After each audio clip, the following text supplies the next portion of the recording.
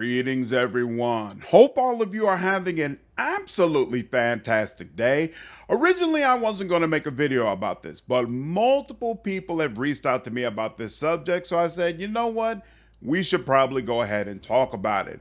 During your playthrough of Veilguard, there are these specific circular objects that you can find, and usually it's behind really difficult boss battles. And if you can find 3 of them, it'll unlock a secret post-credit scene at the end of Veilguard. A lot of people are upset about this scene and feel like it kind of ruins previous games. I don't agree, so I want to go ahead and talk about it. Obviously, this discussion is going to have spoilers, so if you're still playing the game, if you don't want the story to be spoiled, go ahead and jump off. But otherwise, we're going to go ahead and enter into this dialogue. So first, let me go ahead and show you the scene that plays, or that could potentially play for you at the end of Veilguard. All right, let's see if they'll let me just go ahead and skip it. And let's see if I do get a scene. The storm quelled, the sun dimmed, the wolf defanged. At last, we have balanced.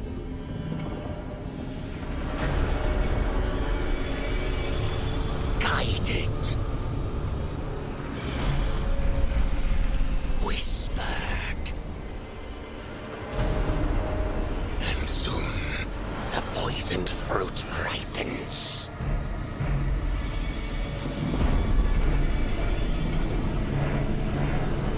We come. All right, so that's the scene. What are you seeing? Well, there's a group called the Executors. We actually hear a little bit about them in Inquisition during one of our war table missions. But basically, it's a shadowy Illuminati type organization that is from beyond the sea. So they're not located in Taventa or Anderfels or any of the places that we're used to traveling around in the map of Thetis. Somewhere beyond the sea, in an area that we've never heard about and have never been to before, this organization is reaching out and trying to influence events. And you see in that scene that they've been in contact with some of the major players who we have had to fight against in the Dragon Age series, including Loghain, Varric's brother, etc., etc. Now, people are seeing this scene and taking it as, well, everything that we've ever done in the Dragon Age series really revolves around the Executors, and they consider it to be a retcon, basically taking away the agency of the villains we've been going up against. John Epler has already spoken out publicly about this and made it clear that that is not true. That in fact, this scene is just showing that they have tried to influence or push people in specific directions, but in reality, they have no powers to force people to do anything. And so it's not a retcon of what we had before. It's just their way of trying to make them more interesting. Now, why did BioWare do this? Why did they put this scene into the game?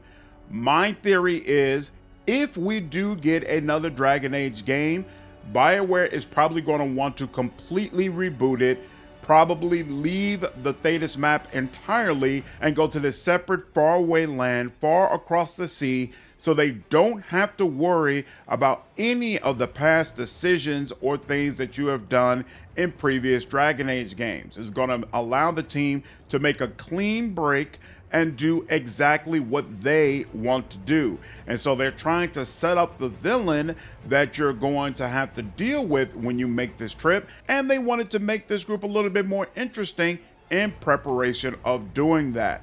Frankly, I have no issues with that, because I think this team has already shown they're not interested, or perhaps they're even incapable of trying to pull many of your decisions from previous games. And so if they're going to continue with Dragon Age, they might as well just be upfront right from the beginning and say, your previous decisions do not matter. You're not going to be able to import them. We're doing something completely new. And then we'll be able to gauge whether or not the lore and the world building they're able to come up with on their own is going to equal up to what we've received in previous Dragon Age games. That's kind of how I interpret this. I don't see it as offensive to the previous games because I think it's all about execution. Like if a shadowy guy in a robe walked up to Loghain and said, hey, you know, it would really be a good idea for you to betray King Cailan, does that then discredit his own agency in making the decision to betray King Cailan? In my opinion, no. In my opinion, it doesn't discount what we have experienced before. And so I don't look at it as something where it's changed how I feel about all of the previous games and that it's disrespectful to the previous lore. I do feel like it's kind of corny. If I'm being completely honest, I do feel like this is kind of a weak way to set up your new villain. Especially if you're going in the direction of rebooting everything and making it where previous decisions don't matter, to set up your new villain in such a way where all of the disputes or issues you've been resolving before, well, it all connects back to this group. I think that's kind of whack. I feel like if they would have been much better served, break away cleanly, period, and then just move on to this group across the sea that you all want to deal with. But to be honest with you, in my mind, it's not what you do, it's how you do it. And that's also part of the reason I find it difficult to be upset about this.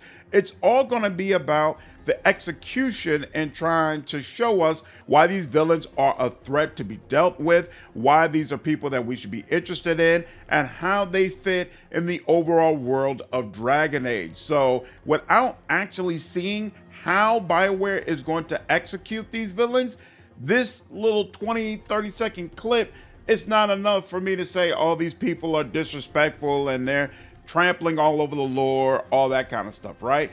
Especially since I played all through Veilguard, and to be honest with you, there's almost nothing in there that I feel like is contrary to the original lore. There are some areas that I mentioned in my review where I feel like you all dumbed some things down and you all didn't handle this right, you didn't execute it properly, but there's nothing in there where I'm like, this directly contradicts what we have seen in the lore before. And so based on that, while this trust absolutely might be misplaced, I kind of do trust BioWare to be consistent in the lore. There's some other areas where the Dragon Age team has kind of harmed my trust, you know, with the dialogue and with the writing and David Gaider's absence.